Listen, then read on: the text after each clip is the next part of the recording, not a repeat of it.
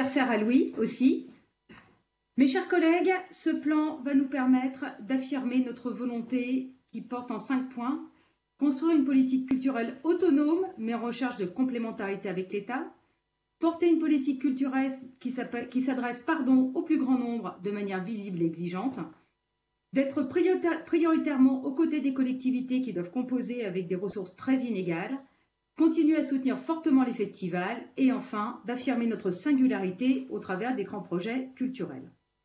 Le contexte socio-économique a évolué depuis la crise Covid et continue avec l'inflation des coûts de l'énergie. Aussi, nous devons repenser nos politiques culturelles et tenir compte des baisses de la fréquentation, de la surproduction.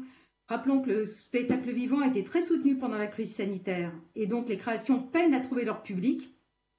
Et puis, un basculement en matière de diffusion. D'un côté, on a les plateformes qui arrivent au détriment du cinéma. De l'autre côté, l'essor des jeux vidéo et des ventes de livres, mais pour combien de temps? Nous avons des actes stratégiques que nous allons redéfinir pour mener ces politiques. D'abord, un nouveau paradigme. Nous allons privilégier le aller vers plutôt que le faire venir, mettre les habitants au cœur de nos politiques culturelles et lutter contre l'isolement des territoires ruraux. Et ce sont là les 3 fondamentaux de ce plan. Nous allons bien sûr soutenir aussi la création et l'émergence sur toutes les esthétiques et poursuivre l'accompagnement des patrimoines. Ce plan se décline en 5 chapitres. Le premier est une région qui inspire et qui effectivement fait rayonner notre territoire au travers des grands projets culturels. Le musée des tissus, le château de Saint-Maurice-de-Rémins, la Halle au Blé et très bientôt le château de Randan. Sans oublier le Festival des Lumières qui permet de mettre en valeur le patrimoine culturel des petites communes avec un spectacle à la fois populaire, gratuit et qui s'adresse au plus grand nombre. Le deuxième chapitre s'articule autour de la culture pour tous, partout et sur toutes les esthétiques. Les EPCI représentent les 3/4 de la superficie du territoire régional et ne bénéficient pas suffisamment des moyens d'action des principales institutions culturelles régionales qui sont souvent localisées dans les métropoles.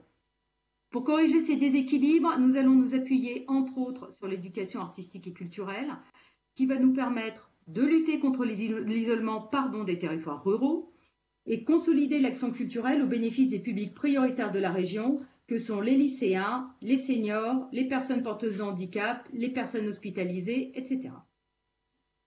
Nous allons aussi dynamiser évidemment l'éducation à l'image et aux médias parce qu'on sait à quel point notre jeunesse a besoin d'être guidée.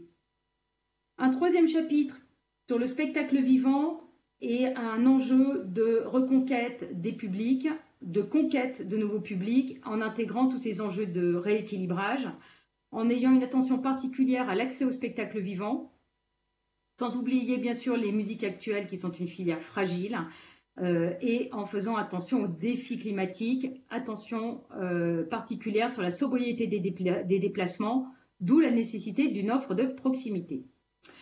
Avec 3 points, être aux côtés des artistes à tous les stades de leur développement, soutenir le spectacle vivant dans le respect des nouveaux paradigmes que je vous ai énoncés un peu plus haut en préservant la marge artistique des lieux et notamment en intégrant le spectacle vivant dans un appel à projet de territoire avec un dispositif scène en territoire et donc faire diffuser le spectacle vivant au plus profond des territoires de notre région et s'adapter aux nouvelles pratiques et attentes du public, notamment en tenant compte des enjeux sociétaux et environnementaux.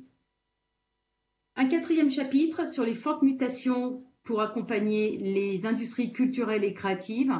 Un large périmètre pour ce chapitre puisqu'il recouvre à la fois le livre et l'édition, le cinéma et l'audiovisuel, les jeux vidéo et les arts numériques. Quelques chiffres en préambule. Pour l'image, notamment cinéma, audiovisuel et jeux vidéo, c'est plus de 2000 entreprises sur le territoire, un chiffre multiplié par 2 en moins de 10 ans, et 12 000 emplois. Pour le livre, c'est 500 entreprises, 1100 emplois et 250 millions de chiffres d'affaires. Un secteur en forte croissance avec un dynamisme régional qui est reconnu au niveau national et international, avec aussi de profondes mutations sur le renouvellement des publics, la transition écologique et évidemment l'apparition des plateformes numériques, je l'ai déjà dit. Et donc, nous allons avoir là pour objectif de maintenir le niveau de soutien élevé à la création, notamment dans le cinéma audiovisuel avec la coproduction des longs métrages et le FACAM. Renforcer le soutien à la création des jeux vidéo pour, au-delà du prototypage, compléter un peu la filière avec une prise en charge en écriture, mais aussi en production. Et puis, concernant le livre, poursuivre le travail engagé dans la filière livre, par exemple, et notamment réactiver la région Faites le Livre, qui avait fort bien marché au moment de la crise sanitaire, et créer un salon du livre régional. Nous allons aussi, bien évidemment, accompagner les professionnels dans leur adaptation à ce monde en mutation, notamment en travaillant avec les indépendants des salles de cinéma pour inventer la salle de cinéma de demain et encourager la mise en réseau des professionnels. Le dernier chapitre se consacre aux efforts à poursuivre pour l'inventaire. Je rappelle que c'est une compétence légale de la région, les patrimoines culturels et les arts plastiques.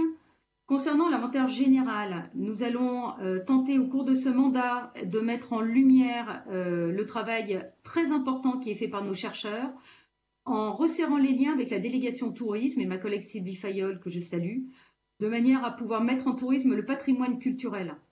On pourrait par exemple créer une route des églises peintes, une route des châteaux, une route des jardins remarquables, etc. Concernant les patrimoines, nous allons les accompagner dans leur diversité, poursuivre évidemment pour le patrimoine matériel le plan de préservation du patrimoine, poursuivre aussi l'opération patrimoine remarquable et donner plus de visibilité à l'appel à projet patrimoine et numérique, de façon à pouvoir là aussi éventuellement le mettre en lumière. Et puis, nous allons renforcer la préservation et la valorisation du patrimoine immatériel, qu'il s'agisse des langues régionales, des cultures traditionnelles ou des politiques mémorielles. En conclusion, mes chers collègues, vous l'aurez compris, cette délibération vise à placer les habitants et nos territoires au cœur de nos politiques culturelles, en privilégiant l'aller vers plutôt que le faire venir. Pour cela, un rééquilibrage et un redéploiement des moyens est indispensable, ainsi qu'une simplification des dispositifs auxquels nous allons nous atteler très rapidement. Nous décomptons aujourd'hui 57 dispositifs et appels à projets. Demain, nous n'en aurons plus qu'une trentaine de manière à gagner en simplicité et en efficience. Cette délibération vise donc à un accès plus équitable de la culture et je vous remercie.